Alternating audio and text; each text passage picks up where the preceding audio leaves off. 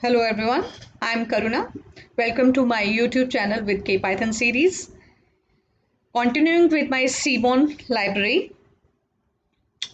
As I told you earlier also, Seaborn is a visualization library, but it supports many statistical tools. This is the beauty of Seaborn. As far as Matplotlib is concerned, we don't have much support of statistical tools in Matplotlib, but in Seaborn we do have many statistical tool support, right? In this video, I will cover Seaborn to analyze categorical data points, wherein I will cover box plots, violin plots, count plot, bar plot. Let me execute, let me import Seaborn as SNS. Now again I am loading the same data, tips data, which is data set which is already provided in the Seaborn library for educational purposes. I am using again head function which will provide me the first 5 rows of my data set. Now let me check the data types of my data set. Why I am checking the data types? Because I want to know which data type is of my features. My features are of which data type, right? So here, as you can see on my screen, total bill is of float data type, tip is also float data type, and size is also in data type. But all the other, as I am hovering my mouse on the screen, you can see all my other features like sex, smoker, day, time are categorical features, right? Now how we can visualize our categorical features? Now count plot, I am coming to count plot first. Count plot is to specify only one axis, either axis I can take on, whether it is x-axis or y-axis. I need to specify only one axis here. Why I am saying so? Why I have to take only one axis? Because in the other axis it will give the occurrence or the density of that particular feature which I have taken in the other axis. You will get more things, you will the things will be more clear to you when I execute it. Let me execute it. See here, I have taken only 6, which was the categorical feature, right?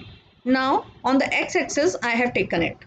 On the y-axis it has taken the count. It is giving me the number of males and females. That is what my point was.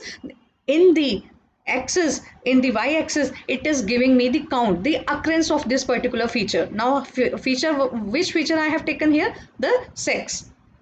Now say by default it takes my feature on the x-axis. If I want to take it on the y-axis, I can take it that also. See here, in my next cell I have taken it on the y-axis. See here, now I can easily make out the number of males in my data set. These are more than 150. Males are more than 150 in my data set, and females are around 90. Got it? So I have got the fair idea. You may pick any of your axes for the count plot, and in the other axis it will give the count of that particular feature, or I can say the occurrence of that particular feature in the data set, right? Now moving on further. Now I have taken the another categorical feature, that is smoker. Smoker was my another categorical feature. Now I want to check how many are smokers in my data set. Let me execute it. See here, smoker. Yes, these are more than 90. More than 90 people are smokers in my data set, and more than 150 are non-smokers, right?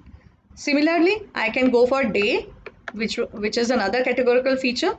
Now the question is why I am plotting categorical feature, and why I am plotting each and every categorical feature? Because I want to get the significance of every feature, every categorical feature. Earlier I visualized on the I made a correlation, and I visualized them through joint disk plots, joint plots, pair plots, because they were based on correlation, dependent on int or float data types. But for the categorical features, we have count plot, box plot, violin plot. See here, now in the count plot I have taken day. right? Only one feature I can take. See here, I have taken the day. Now let me execute it and you will get. So from this visualization, you can easily make out that people go outside on the weekends. See, on Saturday and Sunday, the frequency is quite high. The count is quite high on Saturdays and Sundays in comparison to other days, right? So we can easily make out from the data that people go outside for dining on Saturdays and Sundays, that is on the weekends, right? Again, moving on further, here I am using bar plot. Now, bar plot, in bar plot, we can specify both the axes, that is x-axis as well as the y-axis. So here I have taken, on the x-axis, I have taken the total bill, and on the y-axis, I have taken the smoker category. See here, let me execute. Now the smokers, how they spend on the total bill. Smokers spend more, their billing is more than the non-smokers. Right? Through this bar plot, it is very much clear that smokers spend more than non-smokers because the total billing is large in case of smokers, right? Now we can also plot. Let me execute bar plot again. Now I have taken sex as on the y-axis, and on the x-axis I have taken the total bill. See here. Now from this visualization, it is clear that male spend more on total billing as compared to female, right? Again, box plot and whisker plots.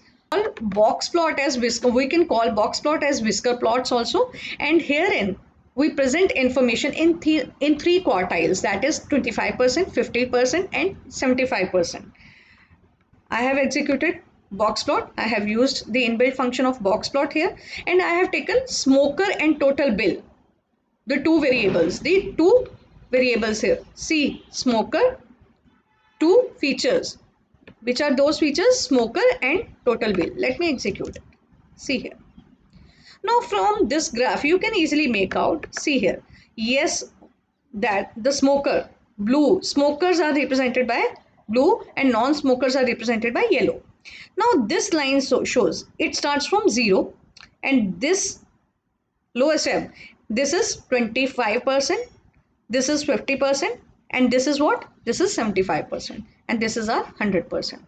And if some of the points lies above it or below it, these are considered as the outliers. These are considered as the outliers in the data set. Again, this is 0, non-smoker. This is 25%. This is the 50% of the non-smokers, and this is the 75% of the smokers. So if you see here, 50% of the smokers spend total billing around $18 or $19. Around $18 or $19. See here. And non-smokers also spend the same.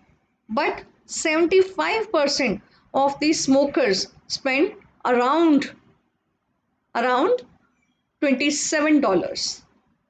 But the smokers, non-smokers, 75% of non-smokers spend around $24 or $25. See here. So this is the difference. So always remember, box plots gives information in quartiles, that is 25 percentile, 50 percentile, 75 percentile. Now again, I am using box plot, and this time I have taken day. I have used palette also. You can use palette of your own choice just for coloring, right? Let me execute it. See here. On days. Now on Saturdays, as you can see, on Saturdays, 50% spent around 20%, up around $20 for total billing, right? And see here, on Sundays, 50% spend $20 on total billing. On Saturdays again I am coming, 75% spend around $25 on total billing, and similar is the case in Sundays also. So with this visualization, it is quite clear that Saturdays and Sundays, people spend more on total billing as compared to other days, right? You can change the orientation also. See here. Here I have taken the orientation as vertical. See here. Now, on an average, the total billing is around $18 to $19. Same is the case with the tip as well as in the sides. Moving on further,